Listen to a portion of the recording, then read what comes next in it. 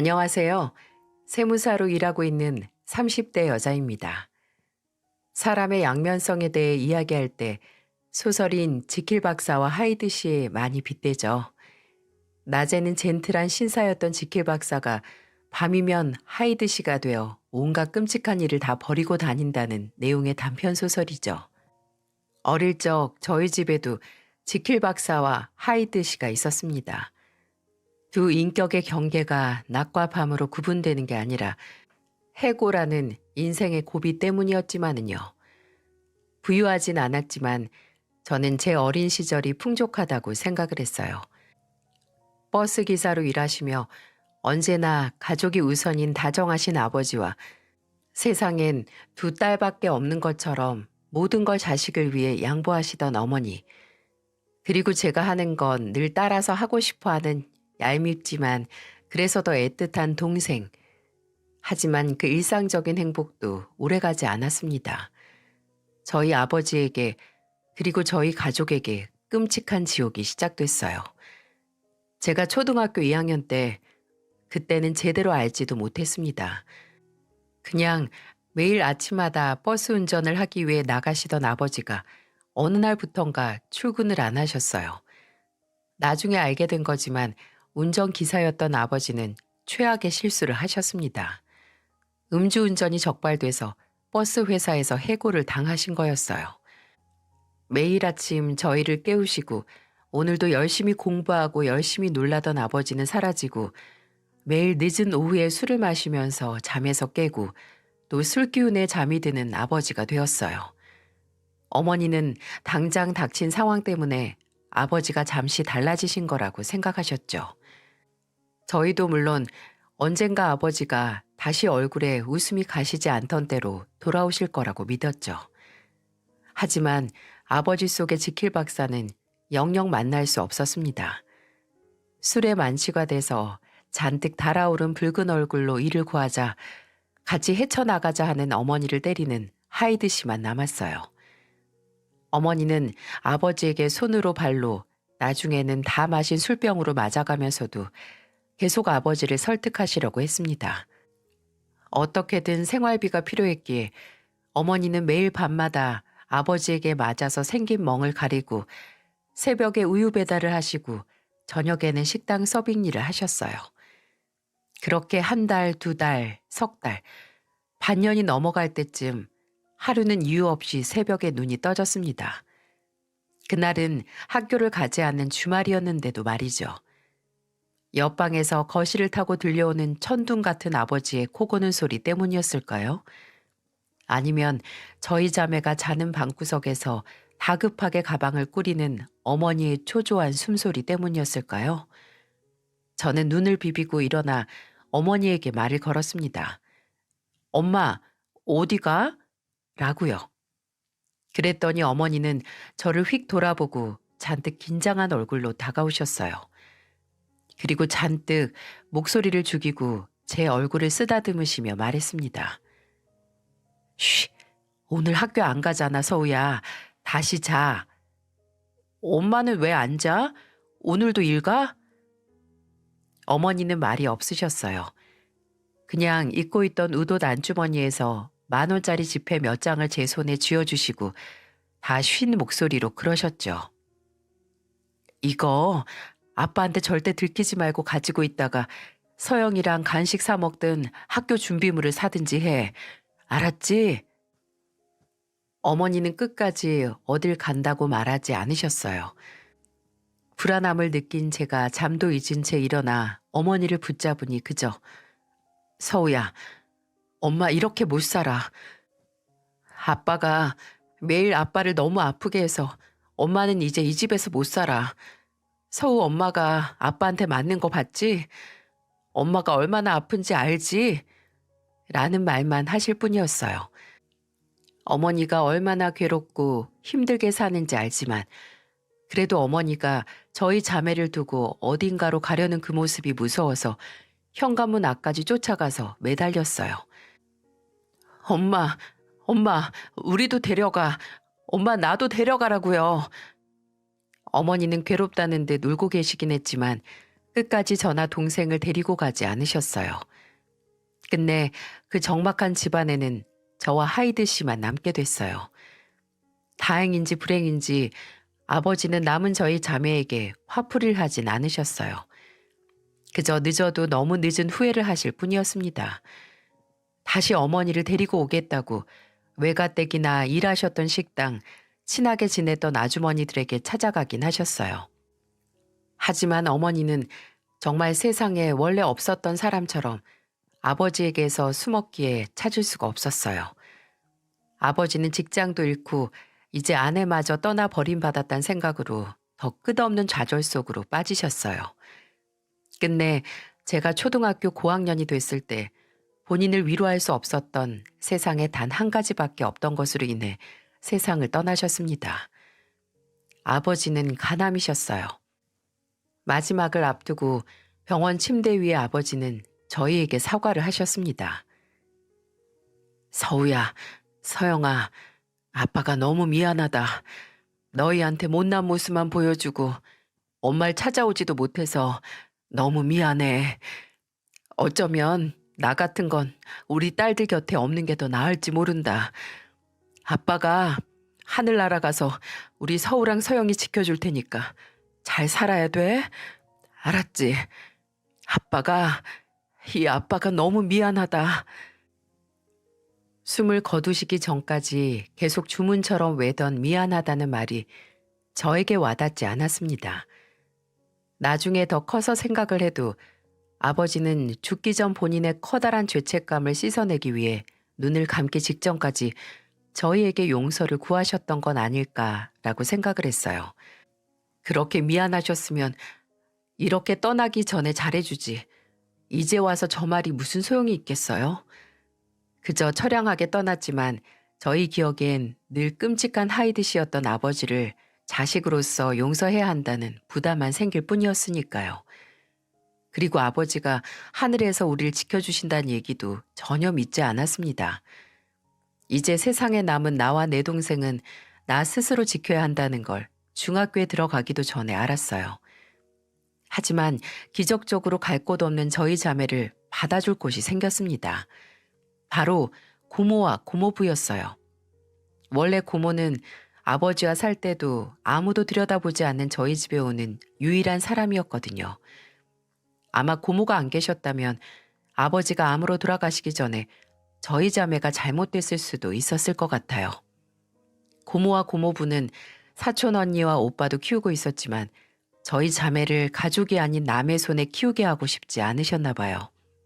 그래서 아버지의 장례가 끝나는 대로 저희가 살던 집을 정리하시고 저희를 가족으로 받아들여 주셨어요.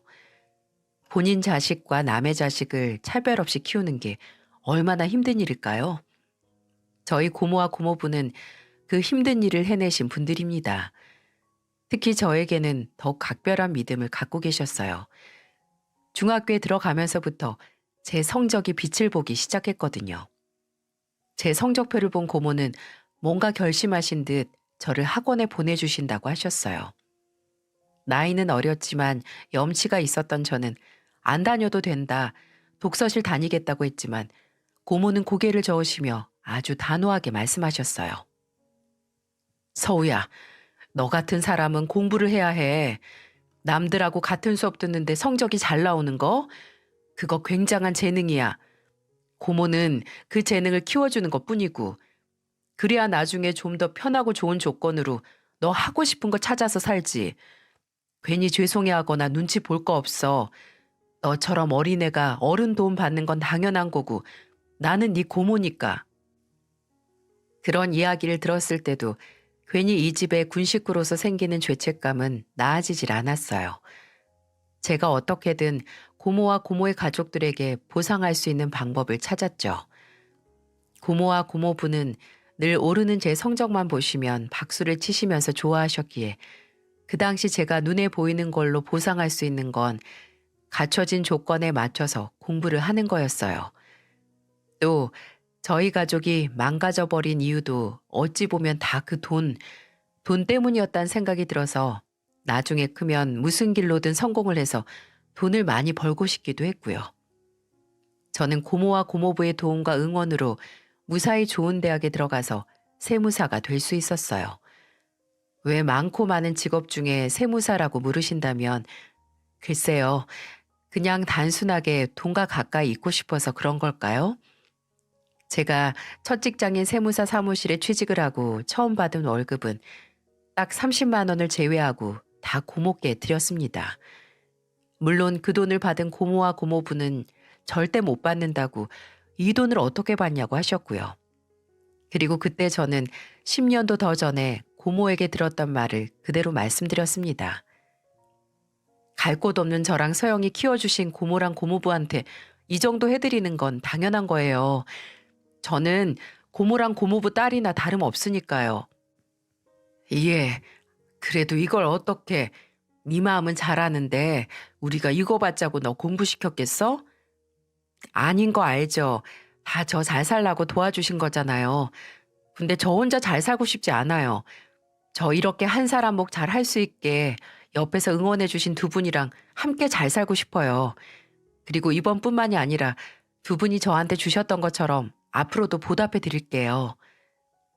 아침마다 제 교복을 다려주시고 대학 들어갈 때 이제 우리 서영이도 어른이고 여자니까 더 꾸미고 다녀야 한다고 제 손잡고 백화점 돌면서 화장품이랑 옷이랑 신발 사서 안겨주신 고모. 수능날 도시락도 손수 싸주시고 대학 들어가서 처음 아르바이트 했을 때 걱정되신다고 매일 밤마다 저 마중 나오시던 고모부. 이 마음을 제가 살면서 고작 용돈 몇 번 챙겨드리는 걸로 다 갚을 수나 있을까요? 제가 아무리 설득을 해도 제 첫 월급을 받지 않으셔서 다시 현금 통장에 넣고 계좌이체로 보내드릴 정도로 고모와 고모부는 제가 해드리는 걸 늘 미안해 하셨어요. 제가 용돈을 드려도 모아놨다가 저랑 외식하거나 집에서 맛있는 거 해주실 때 제 구두나 가방이 낡아 보이면 그거 새로 사주시는데 쓰셨어요. 나중에는 아예 통장을 새로 만들어서 저 나중에 결혼할 때 대비해 적금을 넣는다고 하셨고요. 마음은 아무리 표현을 해도 형체가 남지 않아서 제가 버는 돈으로 보답을 하려던 건데 고모와 고모부가 그렇게 나오시니 저는 곁에라도 오래 있고 싶은 마음에 사촌 언니와 오빠, 동생이 직장을 갖고 독립을 하는 와중에 끝까지 고모 댁에 남아서 고모와 고모부와 함께 살았습니다. 그러니 두 분 눈에는 제가 늘 얹혀 사는 철부지 같아 보였겠죠. 특히 제가 연애를 안 한다고 잔소리를 하셨는데 두 분은 늘 저나 제 동생이 그 나이 때 사람들이 하는 걸 다 누리면서 살길 원하셨거든요. 그래서 고모는 제가 20대 중반일 무렵부터 선자리를 봐주시려고 하셨고요. 저는 철없는 조카의 혼사길을 걱정하는 두 분에게 늘 언젠가 가겠죠, 때 되면 가겠죠 라는 태평한 말을 했었는데 정말 때가 되니까 제 앞에 한 사람이 나타나긴 했습니다. 근데 이 사람이 인연일까요? 아니면 악연일까요?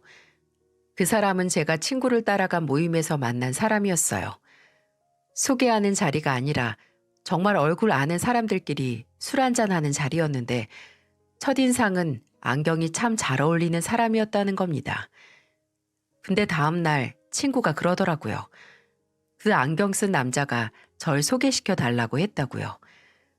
그렇게 만나게 된 게 저와 제 예비 남편과의 시작이었네요. 예비 남편은 성형외과 의사였어요. 솔직히 저는 처음에 이 직업 때문에 소개 자리에 나가기도 전에 색안경을 썼었는데요. 제가 일하면서 마주친 의사들은 모두 자기 중심적이었거든요.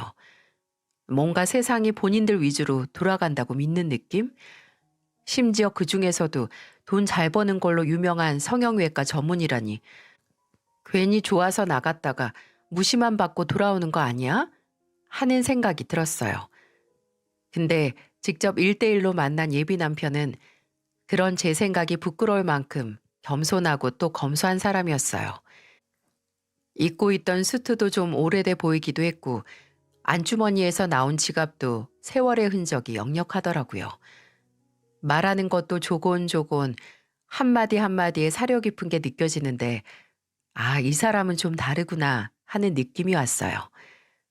그렇게 저희는 1년 3개월 정도의 연애를 했고 예비 남편이 먼저 프로포즈를 해서 결혼 약속까지 하게 됐어요. 둘이서 천천히 결혼 계획을 하고 있는데 생각해보니 제 집안 사정에 대해 이 사람에게 깊게 얘기를 해본 적이 없는 것 같더라고요. 대략적으로는 알고 있지만 앞으로 결혼을 하고 나서도 고모와 고모부를 내 부모님처럼 모시고 싶다는 말을 안 했거든요. 그래서 퇴근 후 만나서 술 한잔 하는 자리에서 이야기를 하기로 했고요. 취기가 올라오기 전에 저는 예비 남편에게 제 마음을 다 털어놨습니다. 저와 진지한 관계가 되면서 예비 남편을 제일 처음 고모와 고모부께 소개를 시켰어요.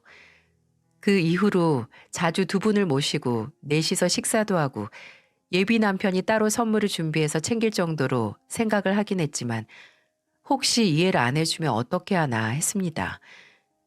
그런데 예비 남편은 제가 말을 꺼내자마자 당연한 소리 아니냐고 저를 이 정도로 키워주셨는데 제가 안 챙겨도 본인이 알아서 모실 거라는 말을 하더라고요. 근데 갑자기 말을 끝낸 예비 남편이 어딘지 비장한 표정을 짓더군요.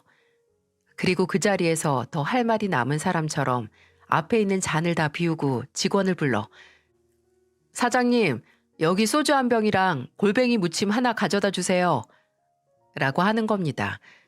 테이블에는 새로 음식과 술이 세팅됐고 이번엔 남편이 무겁게 본인 이야기를 하기 시작했어요. 서우야, 우리 어머니 아버지 돌아가시고 나랑 내 동생 여자 혼자 몸으로 정말 힘들게 키우셨어. 그래도 큰아들이 머리가 좀 돌아가니까 의사 시킨다고 몇 년 동안 하루도 안 쉬고 일하셨던 분이야. 그리고 내가 그나마 자리 잡고 나서 몇 년 전부터 겨우 숨 돌리면서 과거에 잃었던 시간 보상받고 계신 분인데 아마 나 결혼하고도 계속 그 보상을 계속 원하실 거야. 그럼 그러실 수 있지. 혼자서 남매 두 명 키우면서 포기하셨던 게 얼마나 많았겠어. 서우 네가 어느 정도 생각을 하고 그렇게 긍정적으로 말하는지 모르겠는데 우리 어머니가 원래 독한 분이 아닌데 혼자서 애 둘 키우시느라 정말 좋게 말하면 성격이 강해지신 거고 나쁘게 말하면 아들이 나도 가끔 놀랄 정도로 고집을 부리시기도 해. 그래서 결혼하고 네가 힘들까 봐 사실 걱정이야. 죽을 뚱 살뚱 장남 의사 만들어 놓고 그 상대도 대단한 사람 오길 바라셔서 콧대랑 눈만 높아지셨는데 서우 네가 높아진 콧대 때문에 상처 안 받고 내 옆에 그대로 있어줬으면 좋겠어. 희재 씨 걱정 마. 키워주신 분에게 보답하고 싶고 기대에 미치고 싶은 마음 나도 잘 알아. 희재 씨가 날 이해해줄 만큼 나도 희재 씨나 희재 씨 어머니 이해할 수 있으니까 만약 어머니께서 날 마음에 들어하지 않으신다고 해도 우리 잘 이겨내 보자. 이때까지만 해도 몰랐었죠. 예비 남편이 제게 해줄 이해의 크기와 제가 예비 시어머니를 이해해야 하는 크기가 달과 지구의 크기처럼 달랐다는 것을요. 그날은 이런 걱정 때문에 저희가 만나는 동안 본인 집에 날 소개 안 시켰구나 싶었는데 결혼을 앞두고 예비 시댁에 인사를 드리러 갔을 때 이건 좀 아닌데? 싶더라고요. 20대 후반으로 중학교 교사인 예비 시누이는 예비 남편과 비슷한 아주 수더분하고 조용한 성격이었어요. 말을 많이 하는 것보다 남의 이야기를 더 듣고 고개를 끄덕거리다가 살포시 미소를 짓는 그런 스타일이요. 근데 예비 시어머니는 뭐라고 설명을 해야 할까요? 와, 저렇게 생각나는 대로 다 말하다가 정말 큰일 낼 사람이구나 싶은 스타일이었어요. 처음에는 저를 굉장히 환영해 주시는 것 같았습니다. 손수 제 앞에 실내용 슬리퍼를 앞에 놔주고 또 식탁에는 음식이 빼곡히 채워져 있었어요. 문제는 식사가 다 끝나고 커피를 한잔할 때 시작됐어요. 뭐 제 연봉이나 직업에 대한 얘기 같은 건 이미 각오를 했기에 예비 시어머니 입에서 그 질문이 나왔을 때 타격이 없었습니다. 근데 결혼식에서 제가 부모님이 안 계시니 신부 입장할 때 고모부 손을 잡고 들어갈 거냐라는 질문과 함께 진짜 상황이 꼬여가기 시작했어요. 오, 그거 생각을 못 해봤네. 서우 고모부께서 진짜 좋아하시겠다. 따로 생각해 보진 않았는데 같이 입장을 한다면 아마 그러지 않을까 싶어요. 저한테는 정말 부모님 같은 분들이라서요. 근데 너 친모하고는 아예 연락을 안 하니? 아, 네. 집을 나가신 후로는 쭉 안 하고 있어요. 앞으로는 안 할 자신 있고? 네? 그게 무슨, 너도 생각을 해봐라. 너도 세무사라서 좀 번지르르한 직업인데 만약에 버렸던 딸이 세무사에 이번에 의사하고 결혼한다고 하면 돈 아쉬운 사람이면 결혼식에 찾아오지 않겠니? 아유, 어머니, 뭐 그런 걱정을 다 하세요. 쓸데없이. 쓸데없긴. 요즘 같은 세상에 충분히 가능한 일이야. 예, 나 지금 말했다. 나중에 너 버린 친모 나타나서 돈 얘기 꺼내거나 무슨 권리 운운하는 꼴 안 보이게 해. 그런 걱정하지 마세요. 만에 하나 나타나신다고 해도 어머니 모르실 정도로 조용히 해결할 거고, 어머니께서 강조하셨듯이 버린 자식인 제가 그렇게 쉽게 저버리고 간 어머니에게 돈을 드리겠어요? 이때 욱하지 않았다면 아마 거짓말일 겁니다. 굳이 저희 어머니 얘기를 꺼내신 것도, 버린 딸이라고 강조하시는 것도 솔직히 너무 기분이 나빴어요. 미소를 지으면서 대답을 하긴 했지만 그때부터 제 속이 조금씩 끓기 시작했네요. 근데 그걸 모르는 예비 시어머니는 그때부터 무섭도록 저희 집에 대해 꼬투리를 잡고 늘어지며 제 속을 터트리는 이야기만 골라 하시기 시작했어요. 네 친모 올까 무서우니까 너희 결혼하면 당분간 돈 관리는 내가 해야겠다. 원래 자식은 부모가 돌아오면 버려진 개마냥 꼬리 흔들게 되는 법이야. 만약에 너희 결혼 소식 듣고 나타난 친모한테 네가 돈이라도 쓸어서 주면 어떻게 하니? 어머님, 정말 무서우시면 그 돈을 가지고 있을 생각을 못 하시죠. 만약 저희 돈 관리 어머님이 직접 하시다가 제 친어머니가 나타나서 나 당신 며느리 엄마인데 낳아준 돈 내놓으라고 협박하면 혼자서 감당 가능하시겠어요? 차라리 얼굴도 알고 원망도 남아있어서 절대 여지 안 내어주는 제가 가지고 있는 게 훨씬 낫죠. 안 그래요?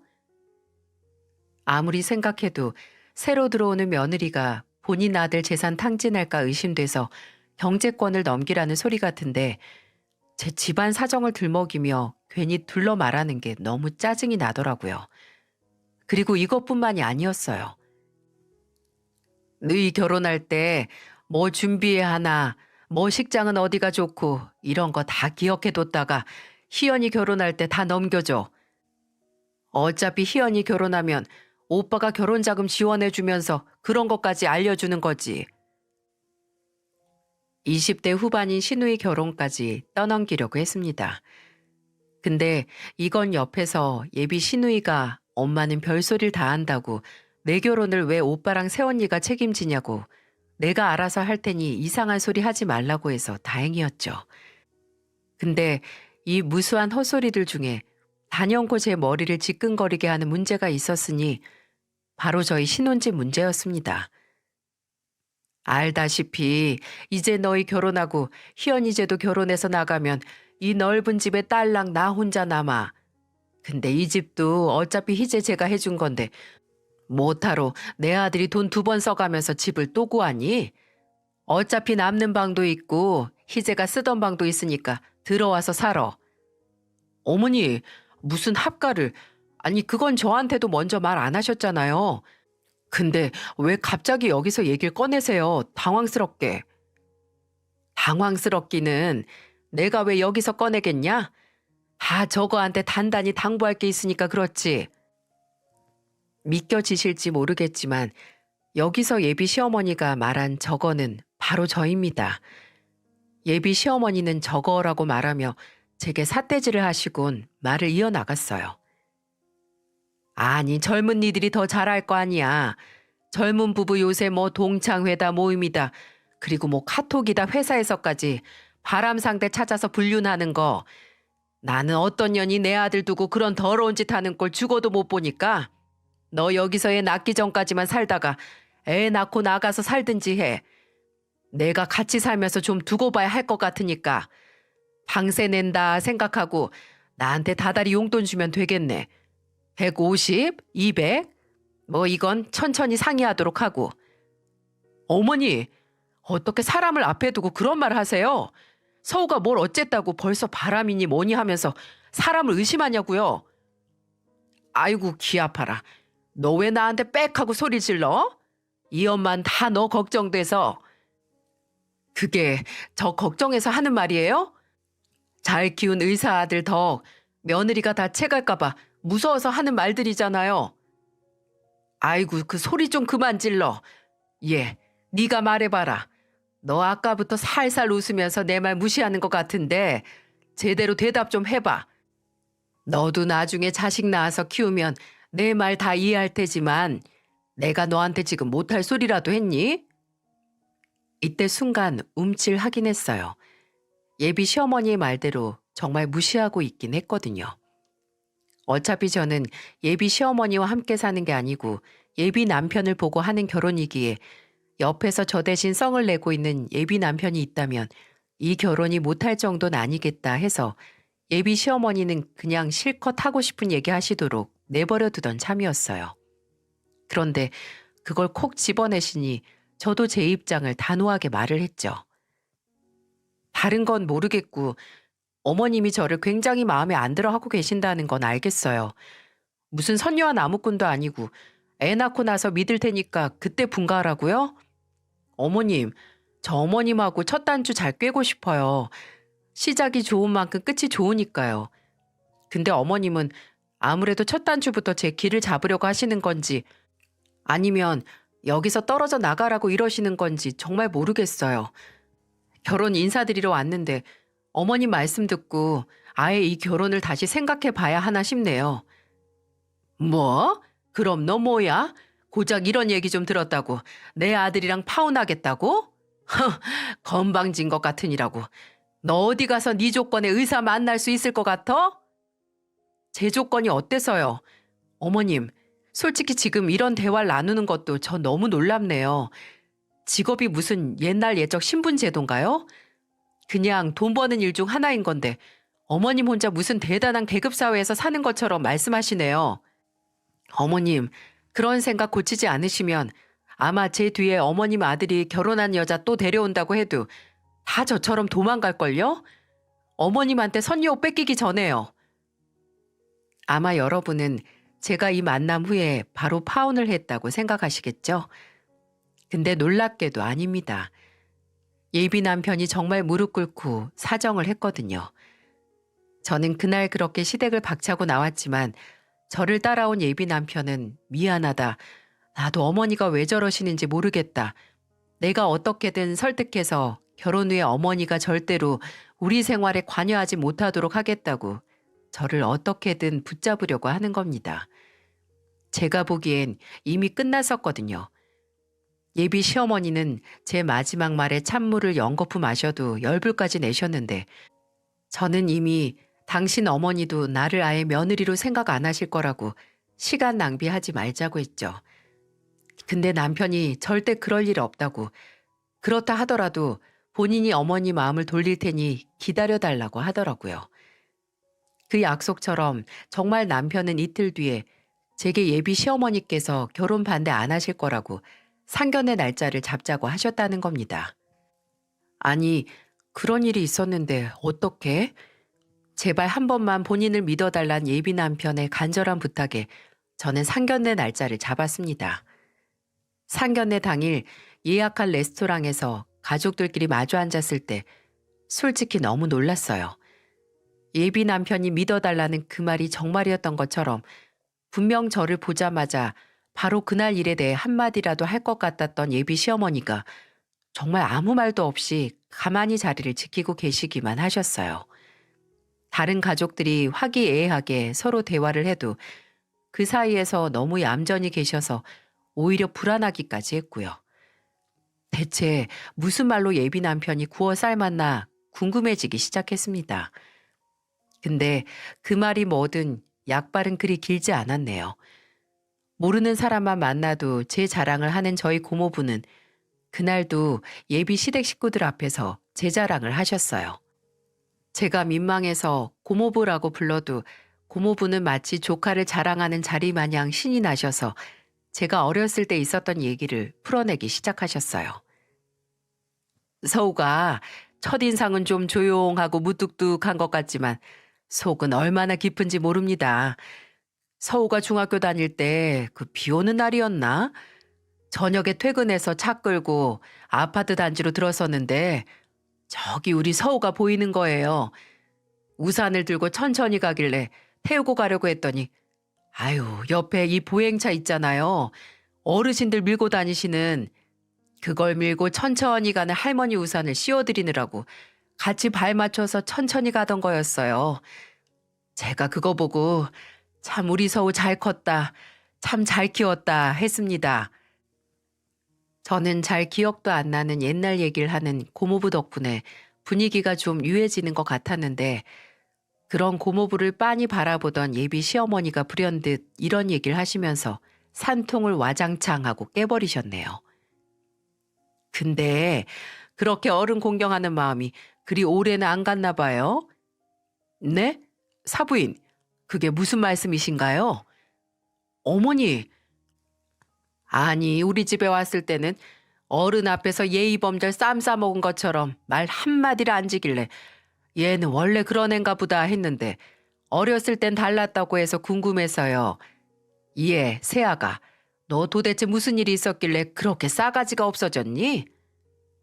와, 이렇게 제 뒤통수를 치나 싶었습니다. 아니 오히려 이럴 일이 생길 거라 예상하지 못한 제 탓일 수도 있겠네요. 예비 시어머니의 말에 순식간에 상견례 자리는 얼음장이 돼버렸어요. 조금만 움직이면 폭탄이 터질 것처럼 누구 하나 말을 못 꺼내고 있는데 저희 고모께서 입을 여셨어요. 사부인께서 골이 심하게 나셨나 보네요. 혹시 저희 서우가 무슨 결례라도. 아유, 다 말하면 입 아프죠.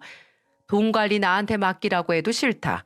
지 시누이 결혼자금 보태라고 하는 것도 심드렁 입 꾹 다물고 있고 결혼하면 집에 들어와서 같이 살자는 것도 싫답디다. 아휴, 다 싫다고 할 거면 결혼은 왜 하나요? 어머, 그래요? 근데 사부인, 그럼 이번엔 제가 질문해 보겠습니다. 그럴 거면 아들 결혼을 왜 시키나요? 뭐라고요? 얼마나 자식을 못 믿으면 결혼까지 한 자식 끼고 사실 생각을 하시는지 궁금해서요. 경제적으로도 그렇고 결혼 후에도 곁에 두고 끼고 사시려면 자식 결혼을 왜 시킵니까? 제가 가만히 들어보니 우리 서우가 듣고 싫어할 만한 말만 신통하게 골라 말씀하셨다는 생각만 드네요. 저도 우리 서우가 시댁의 경제권도 뺏기고 시집살이 하면서 힘들게 사는 걸 원치 않는데요. 허, 이거 조카 말본새가 딱 고모 닮아서 그런 거였네요. 사부인, 말은 똑바로 하세요. 남의 집 귀한 조카, 아니 귀한 딸을 그렇게 대놓고 헐뜯으면서 좋은 소리 듣길 원하는 건 모순이죠. 가는 말이 듣기 좋아야 오는 말도 좋은 법입니다. 얘들이 서로 좋아서 결혼한다는데 알아서 잘 사는 거 두고 보는 게 부모가 할 일 아닙니까? 아니, 자식 잘 키운 게 결혼시키면서 덕 보려는 건 아니잖아요. 사부인, 뭐 아들로 흥정하십니까? 흥정 실패하셨네요. 그렇게 우리 서우한테나 우리 집안에나 불만이 많으시면 이 결혼 없던 일로 하시지요. 아이고, 그렇게 세게 나오면 누가 무섭다고 할 것 같나요? 나도 갈 곳 없는 조카 데려와서 대신 키우면서 기본적인 소양 하나 안 가르친 집이랑 사돈될 생각 없습니다. 희재야, 당장 일어나 가자. 전 안 가요. 어머니 혼자 가세요. 뭐? 희재야, 내가 지금 너 살리려는 거야. 이게 무슨 절 살리는 거예요? 어머니 그 비뚤어진 자존심 때문에 저까지 희생시키는 거잖아요. 제가 그렇게 부탁을 드렸는데 대체 왜 이러세요? 왜? 정말 저 죽는 걸 보려고 이러세요? 저는 그 자리에서 말 한마디 안 하고 제 결혼이 파혼을 향해 달려가는 현장을 보고 있었어요. 진짜 속이 답답하고 어이가 없던 건 예비 시어머니에게는 아들이 본인에게 하는 반항조차 이제 다 제 탓이 되어 있다는 거였어요. 예비 시어머니는 어머니 뜻을 따르지 않겠다는 예비 남편을 제가 그렇게 만들어놨다고 난동을 부리기 시작했고 제 어이는 지구 밖으로 탈출을 할 뻔했네요. 너 저거 만나기 전까지는 이 엄마 말도 잘 들었어. 근데 저 건방진 것한테 홀려서 네 엄마 말도 개떡같이 무시하잖아. 어머니, 그게 지금 말이 된다고 생각하세요? 왜 다 서우 탓을 하세요? 예비 시어머니는 벌떡 일어나서 본인에게 소리를 지르는 예비 남편을 보다가 거무죽죽할 정도로 빨개진 얼굴로 부르르 떨더니 이내 본인 앞에 있던 물컵을 들어 그대로 제게 쏟아부었습니다. 순식간에 먹던 물로 샤워를 하게 된 저는 뻥질 수밖에 없었죠. 예비 시어머니를 질타하는 예비 남편의 목소리를 뚫고 고모의 비명과도 같은 호통 소리가 상견례 자리를 채웠습니다. 고모는 제게 물을 뿌린 예비 시어머니에게 입가식용으로 나온 동치미 국물을 뿌리고 그대로 달려들어 머리채를 잡아버리셨어요. 네가 뭔데? 내 딸을 모욕해. 네가 뭔데? 내가 소중하게 키운 내 딸. 죽어도 너 같은 시엠이 있는 집으로 못 보내. 저를 딸이라고 하는 고모를 보며 눈물이 찔끔 났습니다. 고모는 고모부가 말리는 그 와중에도 예비 시어머니에게 너 앞으로 살면서 내 눈에 띄면 오늘 이렇게 끝난 게 다행이라고 생각하게 만들어줄 테니까 알아서 해. 알아들어? 라고 마지막 경고까지 날리셨어요. 그렇게 제 결혼은 끝내 포효와 몸싸움으로 파국으로 치달았네요. 아니, 예비 시댁이었던 그곳에는 파국일지 몰라도 저는 앞날을 구했다고 해도 되겠죠? 이 파혼을 받아들이지 못한 사람은 딱 한 사람이었어요. 바로 예비 남편이었던 사람이죠. 저는 당연히 파혼을 통보했지만 그 사람은 절대 파혼은 안 된다고 고집을 부렸습니다. 제가 너무 궁금해서 도대체 예비 시어머니에게 무슨 말을 했길래 그렇게 나만 믿으라는 말을 했냐고 하니 예비 시어머니에게 결혼을 반대하거나 과하게 참견을 하면 매달 드리는 생활비를 드리지 않겠다고 협박을 했었다고 해요. 그래요. 노력은 가상한 거죠. 근데 현실적으로 결혼이란 제도에서 어찌 그 사람만 보고 믿고 결혼을 할 수 있겠어요? 심지어 예비 시어머니 수준이 그 정도인데 저는 제 발로 지옥 입구를 지나고 싶지 않았기에 조금의 타협도 없이 우리의 미래는 파혼뿐이라고 못을 박았습니다. 제가 박은 못을 그 사람이 계속 뽑으려고 해도 소용없게 아주 단단하게 말이죠. 하지만 파혼을 받아들이지 못하는 이제는 완전히 끝난 그 사람이 문제가 아니었어요. 전혀 다른 문제가 저희 집 현관문 앞으로 찾아왔기 때문이죠. 상견례에서 파혼이 확정이 되고 한 2주 정도 지났을 거예요. 그날도 어김없이 예비 남편이었던 사람의 문자와 전화를 하루 종일 무시했었습니다. 근데 퇴근을 하고 아파트에 도착해서 엘리베이터를 타고 저희 집이 있는 8층에 내렸습니다.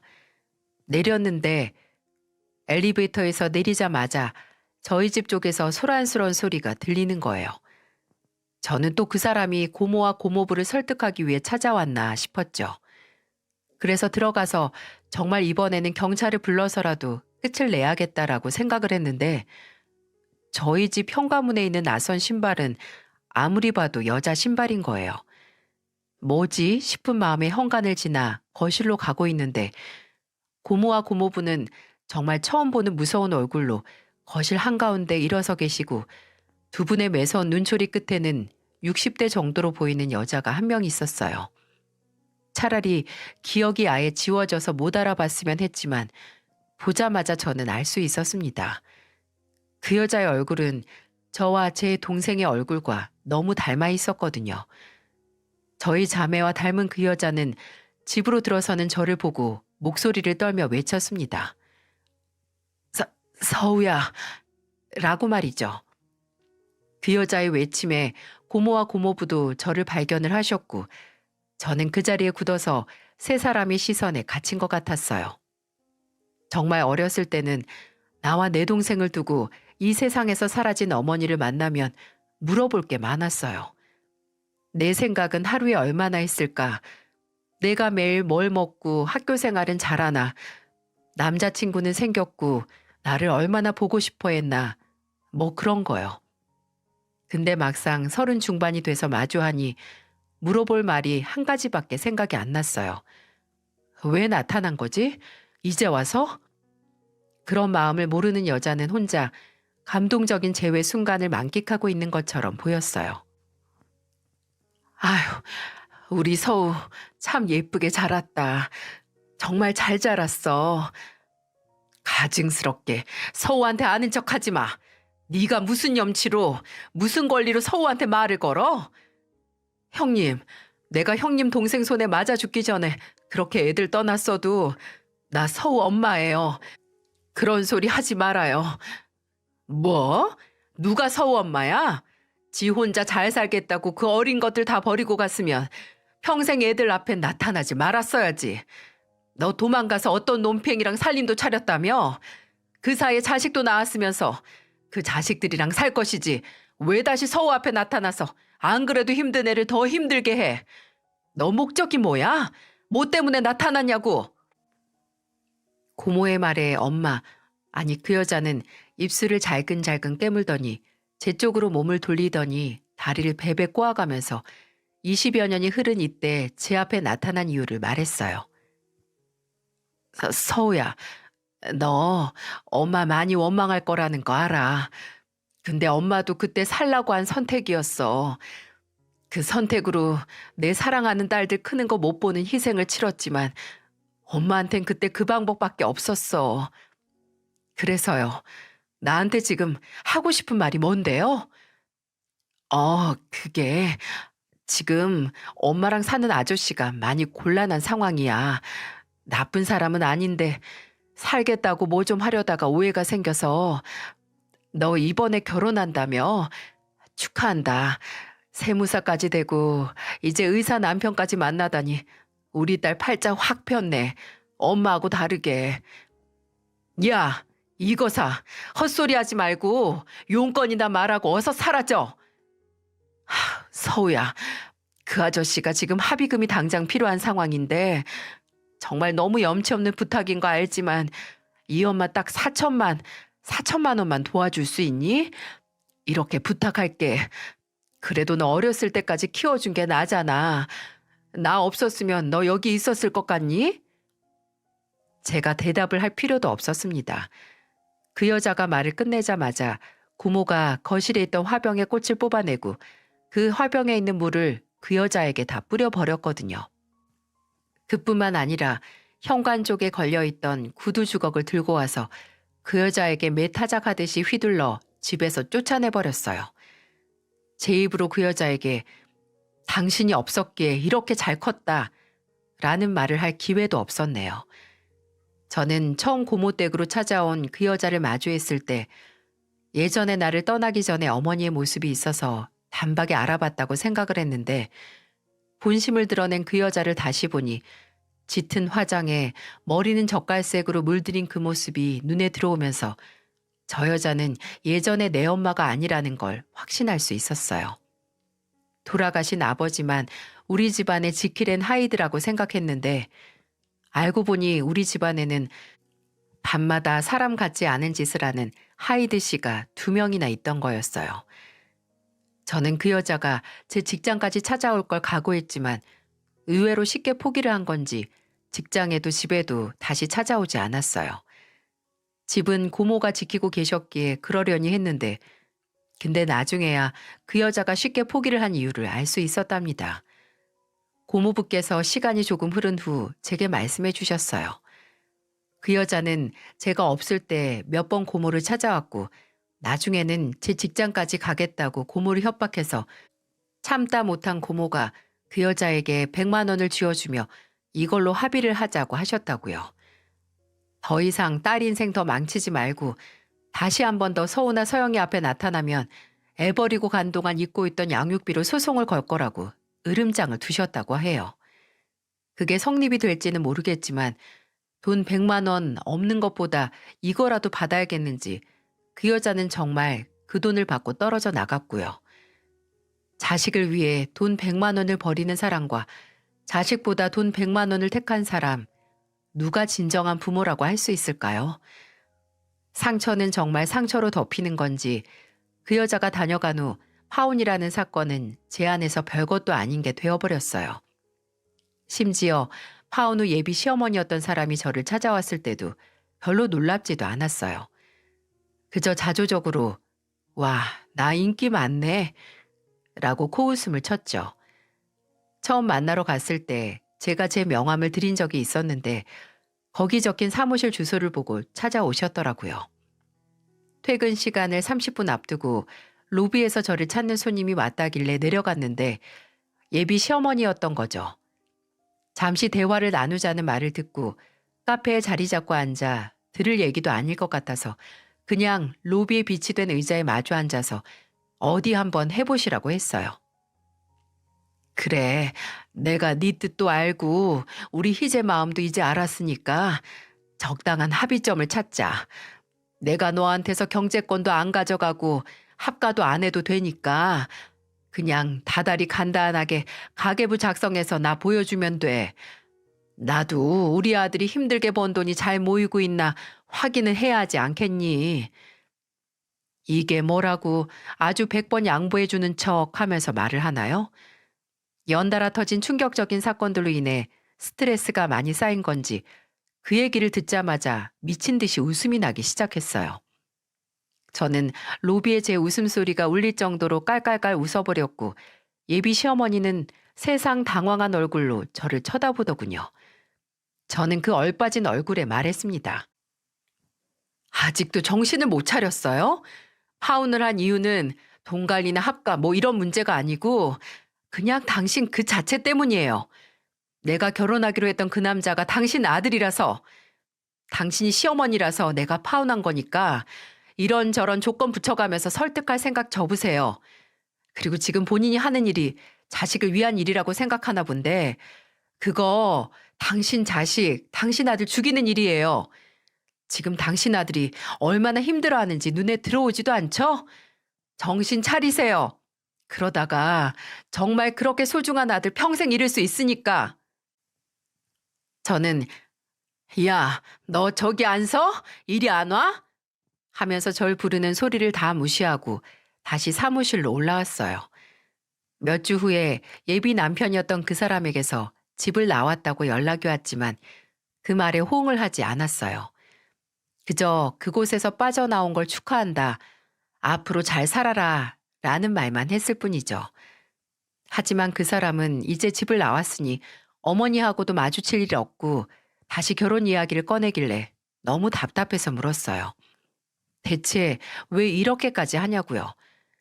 조건도 좋은 사람이 다른 사람 만나서 새 출발하면 되지 왜 이러냐고 말이죠. 그랬더니 지금까지 저보다 잘 맞는 여자를 만난 적이 없다네요.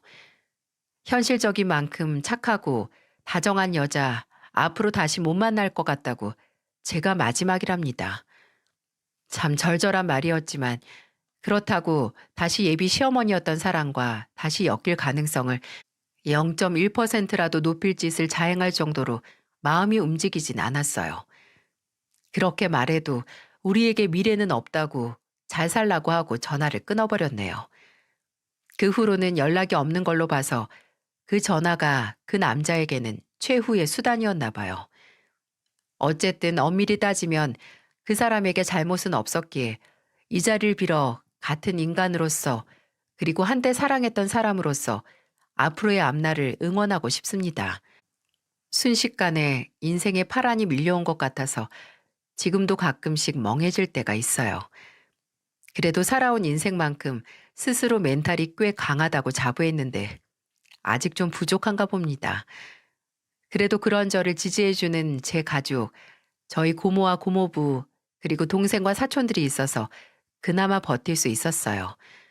무엇보다 제가 싸워야 할 때 대신 발벗고 싸워주는 고모를 보며 저는 정말 그냥 조카가 아니라 고모의 딸 같은 존재라는 걸 다시 실감할 수 있었어요. 이 모든 사건이 지나가면서 제게 남긴 긍정적인 점이 있다면 그건 제가 자신 있게 누군가의 딸이라고 남들에게 말할 수 있는 용기가 생겼다는 것일 겁니다. 이제 고모와 함께 쇼핑을 가거나 목욕탕에 가면 조카가 아니라 딸이라고 말해요. 누군가에게 우리 엄마를 소개시키고 누군가에게 내가 딸로 소개되는 기분이 이런 거구나 하는 걸 알았답니다. 이야기를 들어주신 모든 분들에게 제 이야기를 끝까지 들어주셔서 감사합니다. 라는 말씀 꼭 전하고 싶네요. 누군가의 딸, 또 누군가의 아들로서 오늘도 자부심을 느끼는 하루 보내시길 바랍니다.